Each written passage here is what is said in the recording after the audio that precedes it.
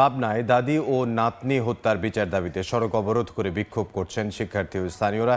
এই মুহূর্তে সেখানে আছেন সহকর্মী সবুজ মোল্লা, সরাসরি যাব তার কাছে। গত 27 ফেব্রুয়ারি রাত 11টা হঠাৎই চিৎকার চেঁচামেচির আওয়াজ শুনতে পান স্থানীয় এলাকাবাসী।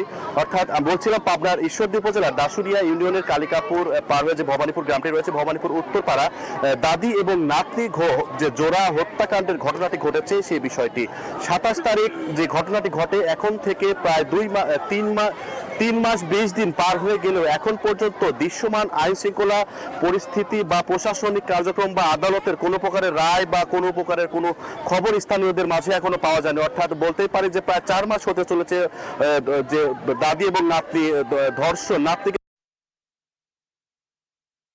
পরবর্তীতে ধর্ষণ, অর্থাৎ যে ধর্ষণ মাঝে ক্ষোভ সৃষ্টি হয়েছে স্থানীয়দের মাঝে। আর সকাল 8টা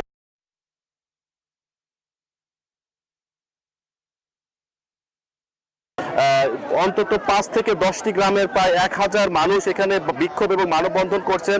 মানববন্ধনের বক্তাদের দাবি যে অতি শীঘ্রই যেমনটি রামিসা হত্যাকাণ্ডে 7 দিনে বিচার কার্যক্রম শেষ করা হয়েছে, দাদি এবং নাতনির যে হত্যাকাণ্ডে ঘটনাটি ঘটেছে দ্রুত যেন ফাঁসি রায় কার্যক্রম করা হয়।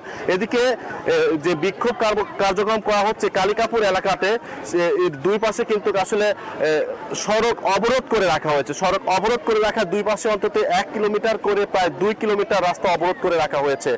আর প্রশাসনিক কর্মকর্তারা ইতিমধ্যে আসছে, তারা স্থানীয়দের মাঝে ফোন করে জানান দিচ্ছেন যে আসলে তারা এসে রাস্তাটি পরিষ্কার করে দেওয়ার কথা বলছে। তবে স্থানীয়রা যারা বিক্ষোভ কর্মসূচি পালন করছেন তারা বলছেন যে তারা এসে যেন নির্দিষ্ট করে বলে যে আসলে দাদি এবং নাতনি হত্যাকাণ্ডের বিচার যেন রায়টা সঠিকভাবে হয়, এই দাবিটা কিন্তু তারা রেখেছেন। আর এখন পর্যন্ত এই ছিল আমার কাছে সর্বশেষ।